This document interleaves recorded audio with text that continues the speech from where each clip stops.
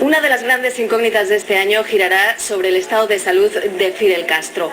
También si el momento actual de contradicciones y discrepancias internas puede seguir silenciándose y si la vieja guardia tiene preparado el relevo para asumir los retos del futuro.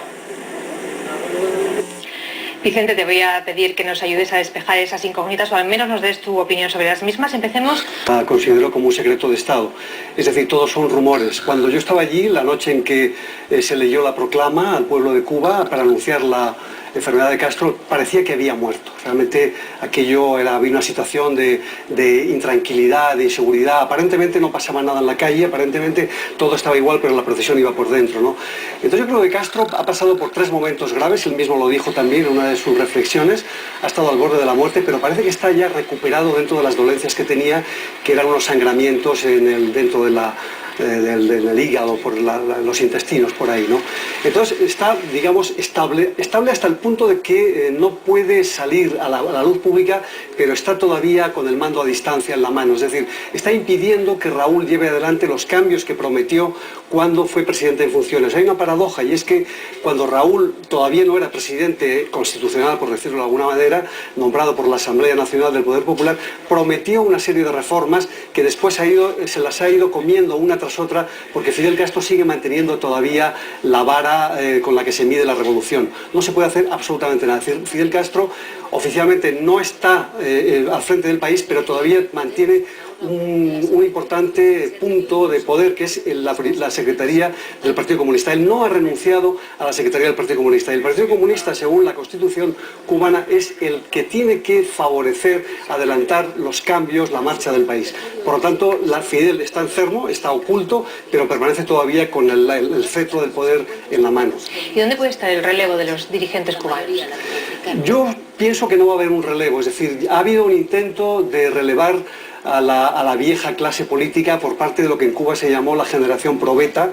Estaba representada por gente como Felipe Pérez Roque, el antiguo canciller, o por el vicepresidente Carlos Laje. Han ido segando la hierba bajo los pies, es decir, la generación probeta, la generación surgida de las juventudes del Partido Comunista, que estaba llamada a relevar a los viejos fósiles de la Sierra Maestra. Raúl Castro junto con Fidel se los han cargado, es decir, les han eliminado. En este momento no hay un relevo a la vista. Yo creo que los viejos revolucionarios van a morir como los viejos árboles, están todos de pie, van a ir cayendo uno tras otro. Ya ha muerto Juan Almeida, uno de los 3 comandantes históricos de la revolución, y el resto van a ir muriendo, dando vueltas sobre sí mismos sin tener ningún futuro, y van a hacer un poco útil o de verdad el viejo dicho de después de mí el diluvio. Otra de las incógnitas que se planteaba en la crónica es si el régimen podrá seguir silenciando el debate o las discrepancias internas.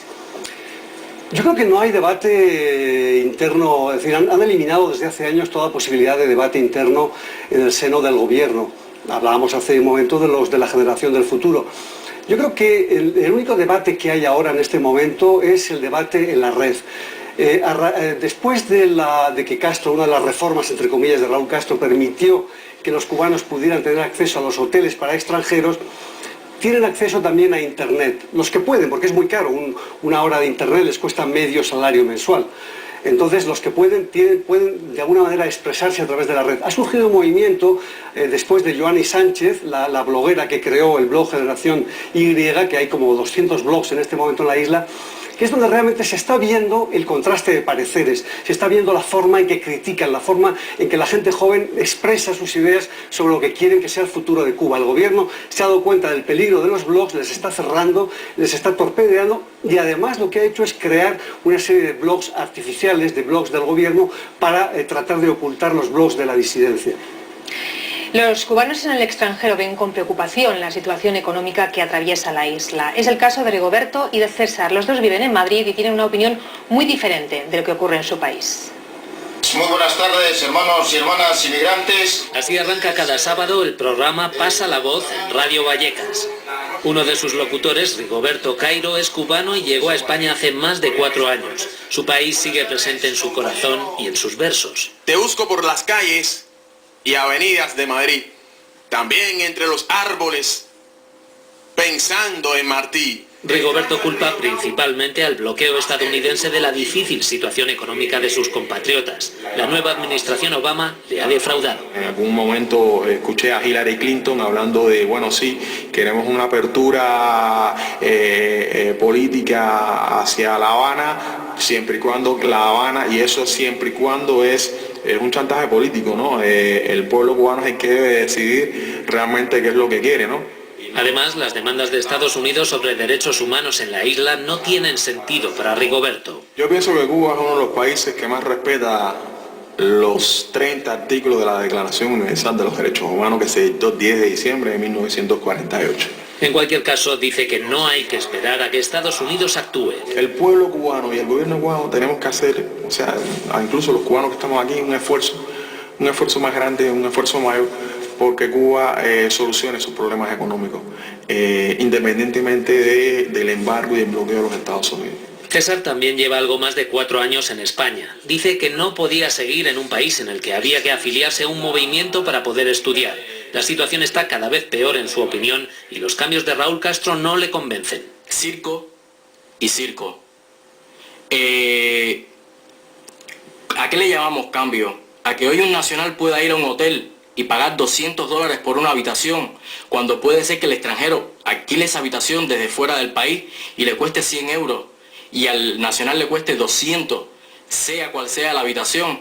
Tampoco cree que la llegada de Obama a la Casa Blanca haya provocado muchos cambios en Cuba. Los cubanos ya podemos ir a Cuba, los que viven en Miami.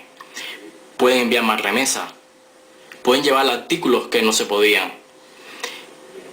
¿Qué ha pasado en Cuba? Ha habido más represión. El embargo estadounidense, según César, no es el peor problema de Cuba. Y creo que sí que existe un bloqueo interno, un bloqueo a las mentes, un bloqueo a la innovación. Cree que el futuro de su país pasa necesariamente por un cambio. El cubano no cree en lo que está viviendo y quiere un mundo mejor para ellos. Entonces, pues van a salir a la calle tarde o temprano. Y esa será su bomba de tiempo. Si estalla esa bomba, César tiene claro que volverá a Cuba. Bien, pues acabamos de cerrar un año de grave crisis económica, además se suma también el bloqueo económico que sufre la isla y parece que aunque las opiniones políticas sean muy diferentes, en el fondo late una necesidad de hacer algo. ¿Por dónde crees que pueden ir si va a haber cambios en el gobierno cubano, sobre todo en el plano económico, ante estas demandas? Yo creo que Cuba el gobierno cubano está completamente paralizado, es decir, está en una situación muy grave donde la gente prácticamente ya no tiene que comer, les van a quitar la libreta de racionamiento o están ya quitando muchos productos de la libreta con la que podían comprar alimentos subvencionados. Raúl Castro intentó dar tierras ociosas a los campesinos, pero no hay estímulos, no hay dinero, no hay carreteras, no hay mercados para que ellos puedan vender sus productos. Es decir, Cuba además es un país que tiene una situación económica muy complicada por el hecho de que es un país agrícola que está importando alimentos. Cuba fue el azucarero de Europa, el azucarero del mundo y está importando azúcar de Estados Unidos. Cuba depende de Estados Unidos, por eso lo que decíamos al principio de esa vinculación un poco neurótica con Estados Unidos, Cuba es el quinto socio comercial de Cuba y el primer importador de alimentos de Estados Unidos. Cuba necesita importar alimentos, pero no tiene dinero, no puede producir nada para vender en el exterior y conseguir divisas para vender dinero.